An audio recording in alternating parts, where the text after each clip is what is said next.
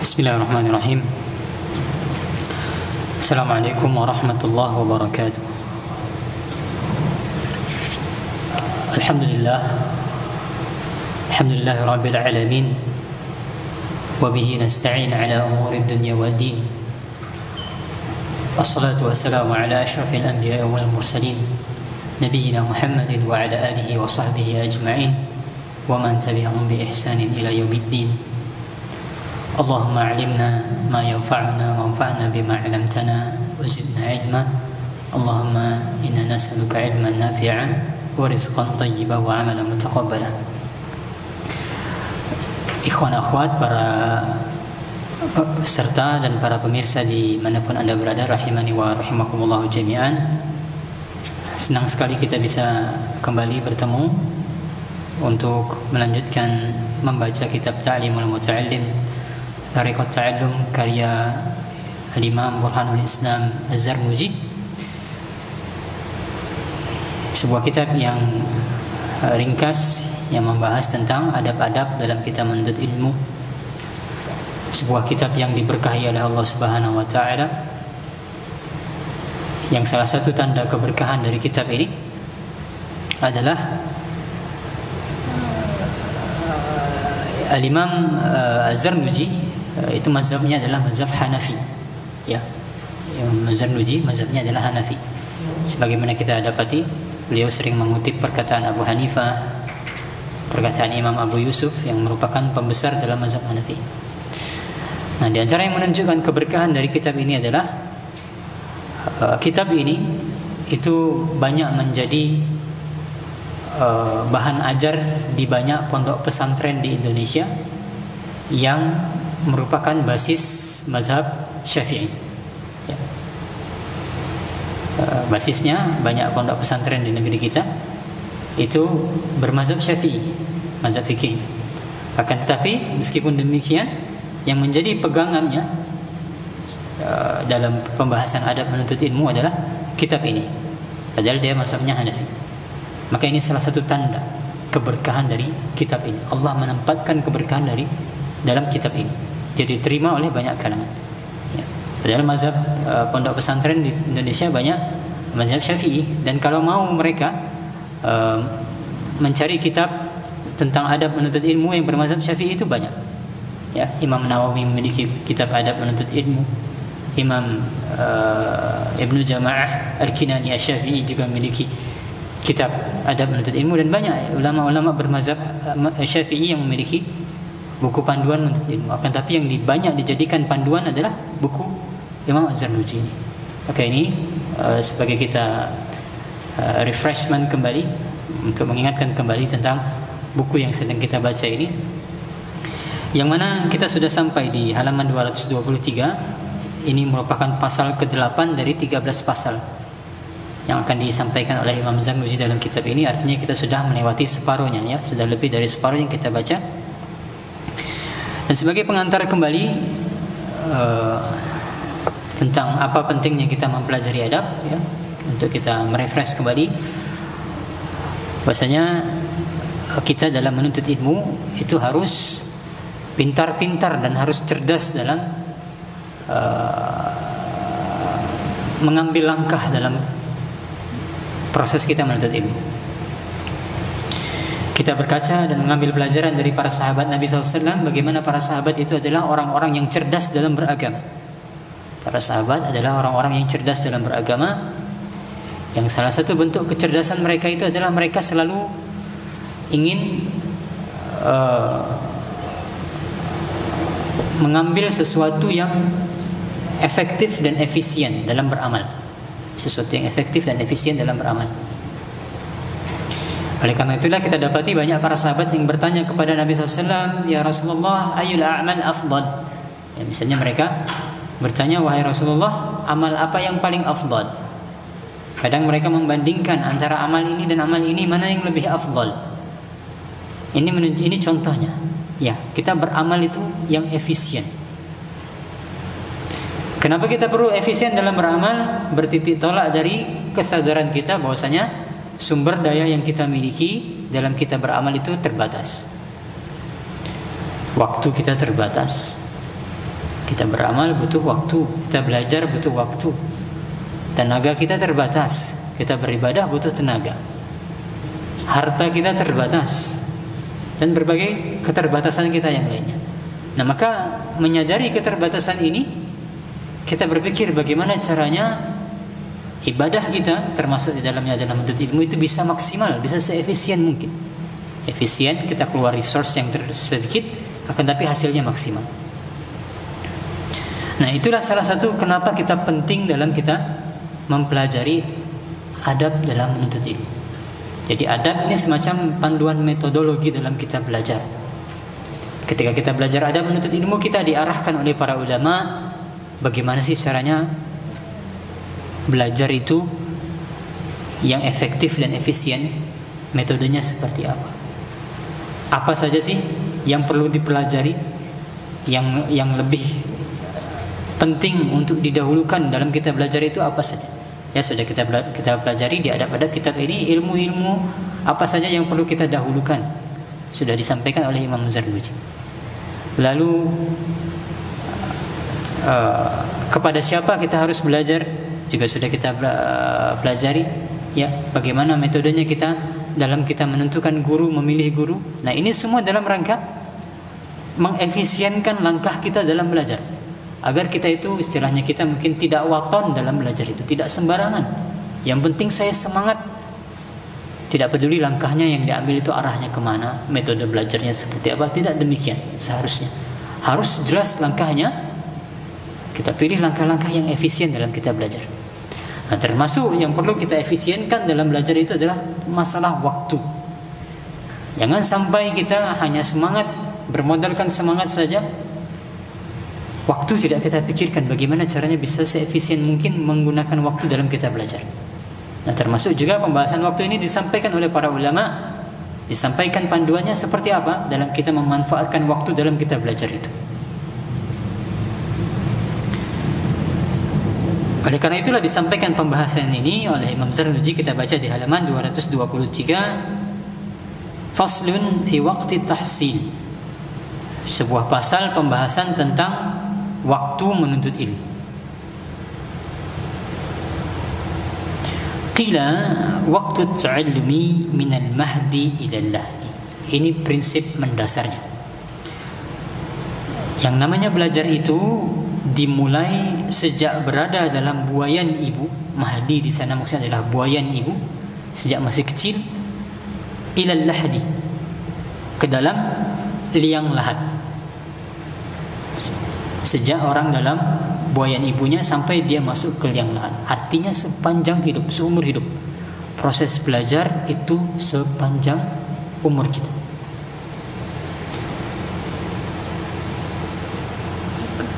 Lahat itu maksudnya adalah, asal kata bahasa Arab, lahat itu adalah sesuatu yang miring, ya.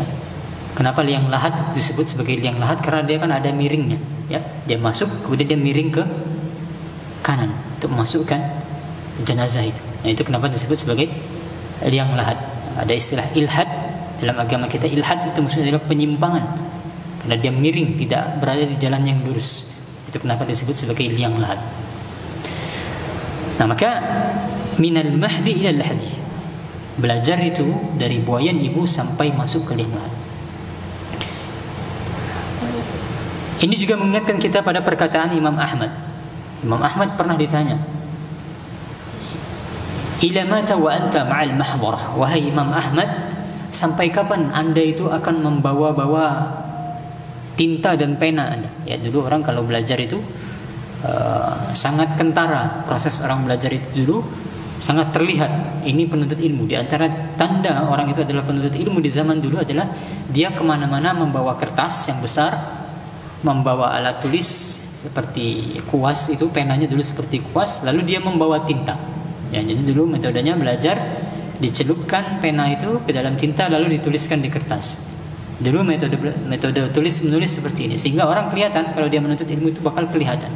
Tidak seperti kita sekarang yang sudah canggih, ya, sebagian mencatat di tablet, di HP, pena pun sudah kecil, buku pun sudah kecil. Sekarang tidak seperti itu. Nah, maka ada yang bertanya kepada Imam Ahmad, ila mata wa anta ma'al mahbarah, sampai kapan kamu akan membawa-bawa tinta seperti itu wahai Imam Ahmad? Lalu jawab Imam Ahmad, ma'al mahbarah ilal maqbarah. Saya bersama tinta ini sampai saya masuk ke dalam kuburan. Ma'al mahbarah ilal maqbarah, bersama tinta sampai masuk ke dalam kuburan. Artinya proses menuntut ilmu itu sampai akhir hayat kita. Karena yang namanya menuntut ilmu adalah salah satu jenis ibadah. Ya, menuntut ilmu adalah salah satu jenis ibadah, dan kita beribadah kepada Allah, kata Allah Subhanahu wa taala, wa'bud rabbaka hatta ya'tiyakal yaqin. Beribadahlah kepada Allah sampai datang kematian kepada kalian. Sehingga ini prinsipnya yang pertama. Kemudian kata Imam Zarnuji di sana, dakhala Hasan ibnu Ziyad fi at-tafaqquh wa huwa ibnu 80 sanah wa lam yabit 'ala al-firash 40 sanah fa afta ba'da zalika 40 sanah. Ada seorang ulama dari masa silam yang bernama Hasan bin Ziyad. Dia mendalami ilmu agama, bertafaqquh ya, saat berusia 80 tahun. Dan dia tidak pernah tidur malam di atas ranjangnya selama 40 tahun. Lalu setelah itu beliau menjadi mufti selama 40 tahun. Catatan kaki kita baca, Al-Hasan bin Ziyad Al-Lu'lu Al-Kufi. Kenapa dipanggil sebagai Al-Lu'lu'i? Karena beliau adalah penjual mutiara. Dia adalah sahabatnya Abu Hanifah, sehingga dia bermazhab Hanafi. Seorang yang senantiasa waspada, cerdas dan faqih. Dia menjabat sebagai hakim Kufah dan meninggal pada tahun 204 Hijriah. Kata pentahqiq, saya tidak bisa memastikan tahun kelahirannya sehingga tidak mengetahui kebenaran tentang tahun kelahirannya. Nah, poin yang ingin disampaikan oleh Imam Az-Zarnuji di sini, yang pertama, di kalimat ini menunjukkan bahwasanya tidak ada kata terlambat untuk belajar. Ya, tidak ada kata terlambat untuk belajar.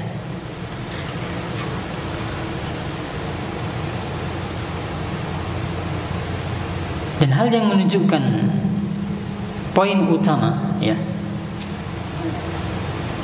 yang menjadi landasan bahwasanya tidak ada kata terlambat untuk belajar, terkhusus bagi yang sudah sepuh, adalah para sahabat radhiyallahu anhum. Ya, para sahabat, mereka memeluk Islam pada usia berapa? Banyak para sahabat yang baru masuk Islam usia 40-50 tahun. Bukan lagi pemuda, bukan lagi syabab. Akan tetapi meskipun demikian, tidak ada kata terlambat bagi mereka untuk memperdalam Islam, sehingga mereka adalah orang-orang yang paling paham tentang agama Islam.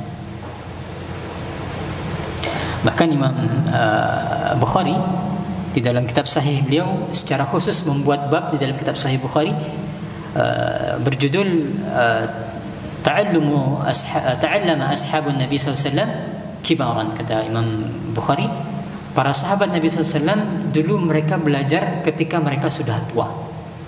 Ya, para sahabat Nabi itu belajar ketika mereka sudah tua, sehingga tidak ada kata terlambat untuk belajar. Dan proses kita belajar agama tidak mengenal usia. Ya, selalu senantiasa berlanjut, berkesinambungan sampai kita menjumpai kematian. Ya, banyak sekali diriwayatkan oleh para ulama tentang kisah-kisah ulama-ulama besar yang mereka itu belajarnya di usia senja mereka. Misalnya, sebagiannya saya sudah pernah sampaikan di majelis ini juga.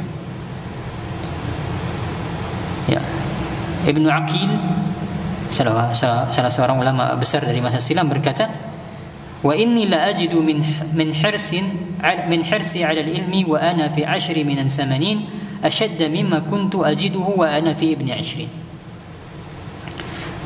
Ini menarik, kata Ibnu Aqil, semangat untuk belajar agama itu lebih aku dapati lebih besar ketika aku berumur 80 tahun jika dibandingkan ketika aku berumur 20 tahun. Sehingga dia berada pada puncak semangatnya untuk belajar agama itu pada usia 80 tahun.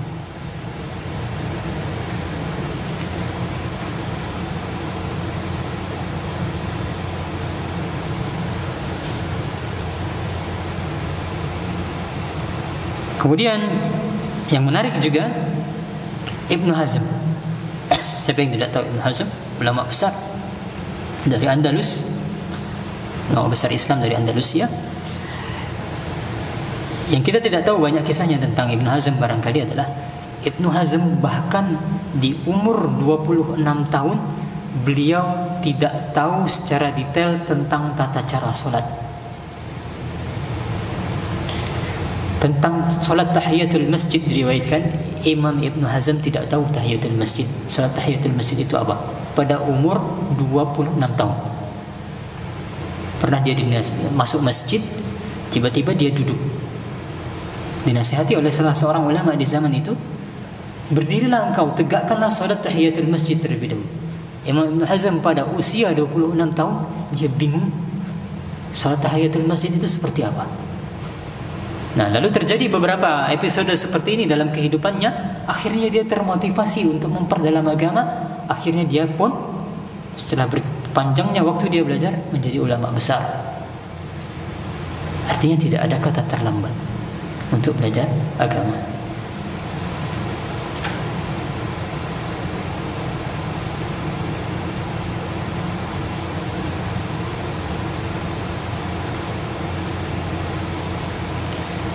Oleh karena itulah Imam Al-Hasan Al-Basri pernah ditanya tentang orang yang sudah berumur 80 tahun. Ditanyakan, apakah orang yang umurnya sudah 80 tahun ini masih dianjurkan untuk menuntut ilmu?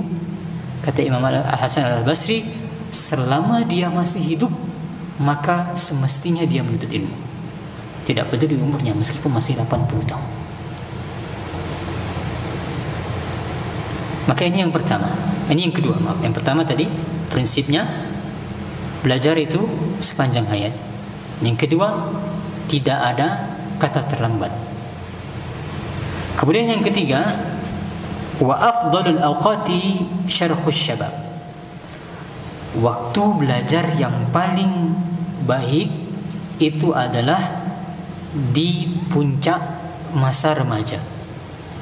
Ya, di puncak masa remaja di umur 20-an dan 30-an. Karena batas syabab dalam agama kita, jika disebutkan istilah syabab, pemuda itu batasnya adalah 40 tahun. Batas pemuda 40 tahun. Maka puncaknya pemuda itu umur 20-an dan 30-an.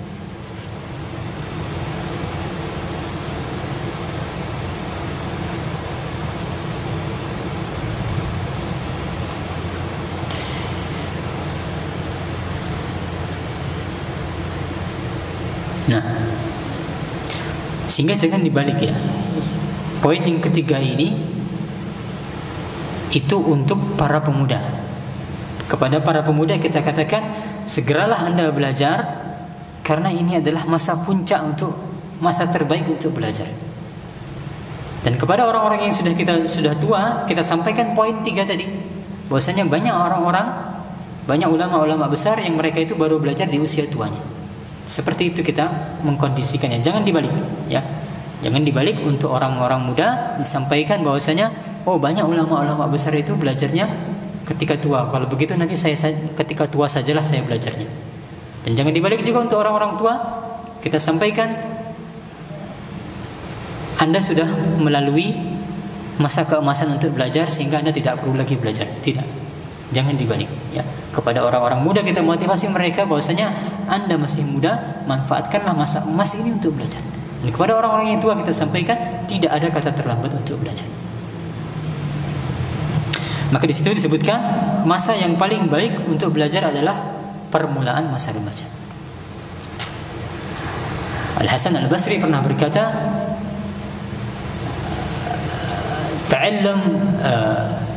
ta'allumu fi as-sighar kan naqshi al-hajar. Belajar di masa muda itu seperti mengukir di atas batu. Ya. Belajar di atas muda seperti mengukir di atas batu. Artinya berbekas. Ya, lawannya adalah kalau dalam peribahasa kita, belajar di masa tua seperti menulis di atas air. Gampang hilangnya. Dan metodenya generasi terdahulu, para ulama salaf dulu mereka mendidik anak-anak mereka fokus di usia muda itu adalah untuk menghafal Al-Quran. Ya, fokus di usia muda, anak itu diajarkan sedini mungkin untuk menghafal Al-Quran. Tidak peduli mereka tidak paham bahasa Arab, tidak paham maknanya, lebih-lebih tidak paham tafsirnya seperti apa. Yang penting hafal dulu. Beriring bertambahnya usia mereka, maka mereka semakin diajari tentang maknanya, diajari bahasa Arab, diajarkan tentang tafsirnya dan tentang fikihnya, ya, apa yang bisa kita ambil dari ayat-ayat tersebut. Yang penting fokusnya adalah menghafal terlebih dahulu di masa muda, karena ini merupakan masa emas untuk menghafal dan untuk belajar. Nah, sehingga dilihat dari sisi umur seseorang, yang paling baik untuk belajar adalah di masa mudanya. Adapun jika dilihat dari waktu seseorang selama siang dan malam 24 hari, maka kata Ibnu Jama'ah di sana, wa waktu sahur, waktu yang paling baik untuk belajar itu adalah di waktu sahur jika ditinjau dalam 24 jam. Waktu yang paling baik adalah belajar adalah waktu sahur. Wa ma baina al-isya'ain, di antara dua isya, yaitu dua isya maksudnya adalah maghrib dan isya. Waktu belajar menurut Imam Zarnuji yang paling bagus setelah waktu sahur adalah antara maghrib dan isya.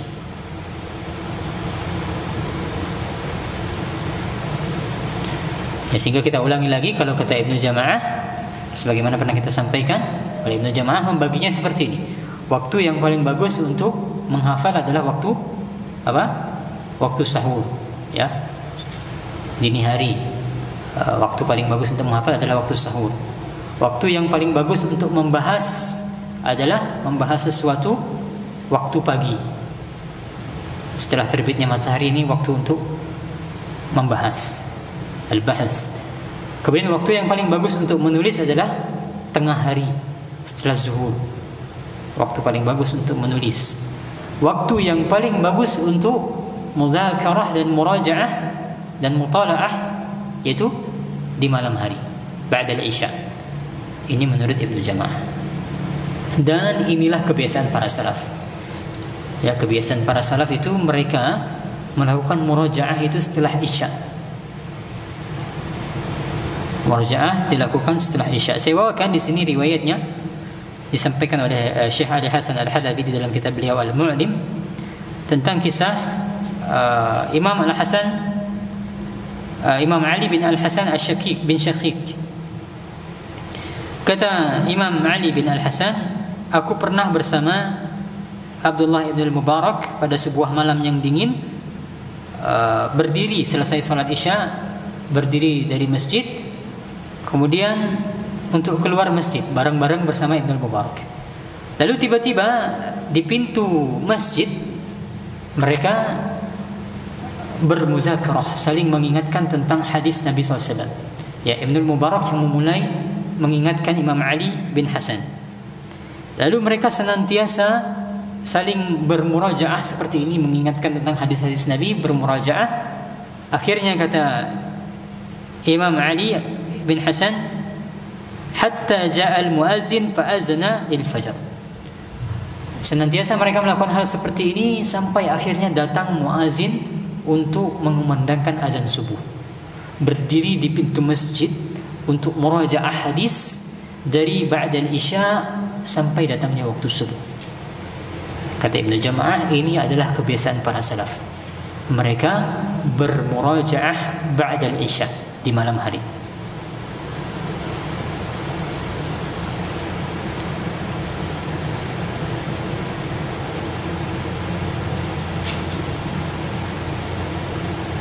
Imam Ahmad juga pernah berkata, ma salaitu al-yawma ghayra al-faridah wasta'sartu bi muzakarati Abu Zur'ah ala nawafili. Kata Imam Ahmad, pernah pada suatu hari saya tidak menegakkan salat kecuali salat yang wajib saja. Semua salat sunnah beliau tinggalkan. Kenapa? Karena beliau lebih memilih untuk bermuzakarah bersama Abu Zur'ah, ya, untuk murajaah, saling mengingatkan tentang hadis bersama Abu Zur'ah sampai-sampai tidak menegakkan salat sunnah. sepanjang hari. Ya, terkhusus adalah di malam harinya, ya, ba'dal isya. Maka ini adalah kebiasaan para salaf untuk bermurajaah setelah isya. Adapun kembali lagi ke pelajaran kita, yang menjadi waktu yang paling bagus untuk menghafal adalah di waktu sahur. Dan kalau menurut Imam Zarruji antara waktu maghrib dan isya. Lalu kata Imam Az-Zarnuji, wa yanbaghi an yastaghriqa jami'a awqatihi fa iza malla 'ilmin yastaghilu bi 'ilmin akhar. Semestinya seorang penuntut ilmu menggunakan seluruh waktunya untuk belajar. Ya. Ini prinsip yang keempat. Gunakan seluruh waktu untuk belajar semaksimal mungkin. Pak Didi, satu hari bisa ikut majelis berapa, Pak Didi? Satu hari bisa ikut majelis berapa? 3, 6. InsyaAllah sampai 6. Ya. Barakallahu fiik. Beliau bisa satu hari majelisnya sampai 6. Ada yang tahu Imam Nawawi majelisnya satu hari berapa ketika beliau belajar? Imam Nawawi 12. Imam Nawawi satu hari ikut pengajian 12 kali. Dan semuanya modelnya beliau membaca di hadapan guru dan sambil mencatat. Semua yang disampaikan oleh gurunya beliau catat. Entah itu komentar, entah itu penjelasan, entah itu penjelasan tentang, entah itu syarah atau penjelasan tentang mufradat hadis, kata-kata hadis yang tidak diketahui maknanya, semua dicatat oleh Imam Nawawi. Ya, diriwayatkan oleh Imam Nawawi sendiri. Imam Nawawi berkata, dulu aku belajar setiap hari itu ada 12 pelajaran bersama guru-guruku. Apa itu 12 pelajaran? 2 pelajaran membaca kitab hadis Al-Wasit, 1 pelajaran membaca kitab Al-Muhadzab, 1 pelajaran membaca kitab Al-Jama' Baina Sahihain, kitab hadis juga, 1 pelajaran membaca kitab Sahih Muslim, 1 pelajaran membaca kitab Al-Luma' karya Ibnu Jinni, 1 pelajaran membaca ilmu mantiq, Islahul Mantiq, 1 pelajaran membahas ilmu saraf, 1 pelajaran membahas usul fikih, 1 lagi membahas tentang asma'ur rijal, 1 lagi membahas tentang usuluddin. Total 1 hari pelajaran yang diikuti oleh Imam Nawawi adalah 12 majelis. Ya, ini kata Ibnu Jama'ah, jika mampu maka ikutilah majelis itu sebanyak-banyaknya. Kalau tidak mampu maka lakukan skala prioritas, al-aham fal-aham. Pilih yang paling penting terlebih dahulu. Nah, akan tapi ada catatan dari Imam Az-Zarnuji di sana, jika seseorang itu dia merasa jenuh dengan salah satu disiplin ilmu tertentu, beralihlah kepada ilmu yang lainnya. Ya, jika seorang itu dia merasa bosan dengan ilmu tertentu, beralihlah dengan ilmu yang lainnya. Lalu beliau membawakan riwayat dari Ibnu Abbas di sini, wa kana Ibnu Abbas radhiyallahu anhu idza malla min al-kalami yaqulu hatu diwan asy'ara. Ibnu Abbas apabila dia merasa jenuh terhadap pembahasan ilmu tertentu, maka dia akan berkata, berikan kepadaku kitab yang berisi tentang kumpulan syair para pujangga. Ya. Dia merefresh pikirannya dengan membaca syair-syair. Ini kebiasaannya Ibnu Abbas. Nah, sehingga pelajarannya di sini sebagaimana pernah kita bahas ketika kita membahas tentang istiqomah. Yang namanya istiqomah ya ikhwah, yang namanya istiqomah itu bukanlah seseorang itu tidak pernah turun semangatnya, tidak. Kita semua pasti akan merasakan masa-masa di mana semangat itu akan turun. Futur itu pasti akan mendatangi kita. Ya. Dan yang namanya istiqomah sekali lagi bukanlah orang-orang yang tidak pernah dia turun semangatnya. Akan tapi yang namanya istiqomah adalah ketika seseorang itu turun semangatnya, dia tidak melakukan sesuatu yang diharamkan oleh Allah Subhanahu wa taala. Ini yang namanya istiqomah. Tidak melakukan sesuatu yang diharamkan oleh Allah Subhanahu wa taala. Maka kita lihat tadi contohnya Ibnu Abbas. Ketika dia merasa bosan, turun semangatnya, dia melakukan sesuatu yang mubah. Ya, membaca syair adalah sesuatu yang mubah. Maka yang menjadi konsentrasi kita, yang menjadi fokus perhatian kita adalah kita berstrategi. Bukan fokus kita adalah bagaimana caranya kita tidak bosan, bukan. Bukan ini yang menjadi fokus kita. Bukan bagaimana caranya kita tidak bosan, karena bosan itu pasti mendatangi kita. Akan tapi yang menjadi fokus kita adalah bagaimana caranya ketika kita bosan itu kita tidak sampai melakukan sesuatu yang diharamkan oleh Allah Subhanahu wa taala. Bagaimana caranya ketika kita futur tidak sampai kita meninggalkan sesuatu yang diwajibkan oleh Allah Subhanahu wa taala. Makanya saya pernah sampaikan, ketika Anda futur, maka bisa jadi kurangi majelis-majelis yang diikuti.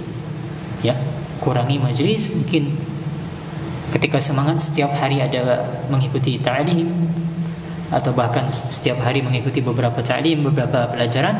Ketika futur, kurangi, ikuti yang penting-penting saja. Ya. Akan tapi tips saya adalah jangan hilang sama sekali dari majelis ini. Minimal ada beberapa dalam satu pekan yang Anda ikuti. Ini ketika semangat Anda turun. Ya, sebagaimana tadi Ibnu Abbas, maka dia mengalihkan dirinya kepada sesuatu yang mubah, yaitu dia senang membaca syair-syair.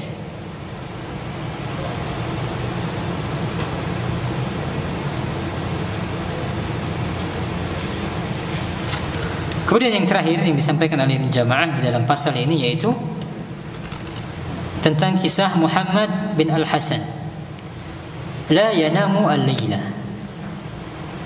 Imam Muhammad bin Hasan, kalau secara letterlek kita terjemahkan la yanamu al-laila, di sana maksudnya adalah tidak tidur di malam hari. Akan tapi bukan ini maksudnya. Maksudnya adalah sebagaimana di terjemahan, beliau tidak tidur semalaman. Ya, maksudnya sebagian besar waktu dia di malam hari itu beliau terbangun. Ada tidurnya tetap ada, akan tapi mayoritasnya adalah beliau terbangun. Wa kana yad'u indahu ad-dafatira. Ketika beliau tidur, di samping beliau, di sisi beliau meletakkan beberapa buku. Wa kana idza malla min naw'in yanzuru fi naw'in akhar. Jika beliau merasa bosan dengan salah satu buku, beliau melihat buku yang lainnya, berpindah sementara, bukan ditinggalkan sama sekali. Ya, ini penyakit kalau senang berpindah-pindah buku tanpa selesai membaca ini penyakit penuntut ilmu. Jangan lakukan demikian. Baru membaca beberapa lembar, beberapa bab buku, ditinggalkan berpindah ke buku yang lainnya, tidak selesai membaca. Tidak, ini tidak boleh. Akan tapi yang boleh adalah kalau Anda merasa bosan dengan pelajaran tertentu, dengan buku tertentu, berpindah sementara ke buku yang lainnya. Sementara waktu, tetap kembali ke buku yang awal tadi untuk diselesaikan. Wa kana yad'u indahu al-ma, ya, ketika dia tidur Muhammad bin Al-Hasan meletakkan air di sisinya ketika dia tidur, wa yuzilu nawmahu bil ma. Jika dia mengantuk di malam hari, maka dia menggunakan air tersebut di wajahnya. Wa kana yaqulu innaman nawma min al-hararah. Kata Muhammad bin Al-Hasan, yang namanya tidur itu dari hawa panas. Tidur itu adalah hawa panas, untuk memadamkannya maka dibutuhkan air yang dingin. Dia ingin menghilangkan kantuknya dengan air. Ya, maka ini tips dari Imam Az-Zarnuji meriwayatkan dari Muhammad bin Al-Hasan bahwasanya jika bosan dengan satu mata pelajaran atau satu buku, maka berpindah sementara waktu kepada buku yang lainnya. Dan ini juga berlaku, sedikit tips dari saya bagi Anda yang mungkin menulis tugas akhir, ya, entah menulis skripsi, tesis ataupun disertasi. Kalau metode saya menulis disertasi, itu saya menulis semua bab terlebih dahulu. Tidak fokus bab 1 baru lanjut bab 2, lanjut bab 3, tidak. Tapi saya tulis bab semuanya dari awal sampai akhir, tapi tidak mendetail, tidak mendalam. Maka ketika Anda bosan dengan bab 1, Anda bisa berpindah ke bab 3 terlebih dahulu. Atau bab 1 bosan, pindah ke bab 2. Bab 2 bosan, pindah ke bab 3. Bab 3 bosan, balik lagi ke bab 1.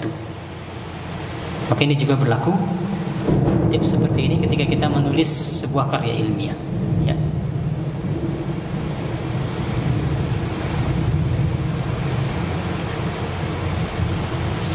Baik, demikian yang kita baca dari apa yang disampaikan oleh Imam Az-Zarnuji di dalam pasal ini.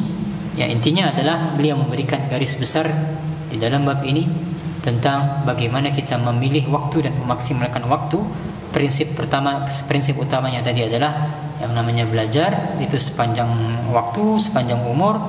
Lalu yang kedua adalah tidak ada kata terlambat bagi Anda yang sudah melalui masa muda Anda, masih ada kesempatan untuk belajar. Kemudian yang ketiga adalah bagi Anda yang berada di masa muda, manfaatkanlah masa muda karena masa muda adalah masa keemasan untuk belajar. Kemudian yang keempat tadi, waktu terbaik untuk belajar terkhusus untuk menghafal adalah di waktu sahur dan di antara maghrib dan isya. Kemudian yang terakhir tadi, hendaknya seseorang itu dia menggunakan waktunya semaksimal mungkin. Kemudian tadi yang terakhir, tips jika bagaimana seseorang itu mengalami kebosanan dalam proses dia belajar. Demikian yang kita bahas. Sallallahu ala nabiyina Muhammad wa ala alihi wasallam. Allah taala alam. Kita dengarkan azan terlebih dahulu. Kalau ada pertanyaan silahkan dituliskan di kertas. Insyaallah kita jawab setelah azan dikumandangkan. Wallahu a'lam.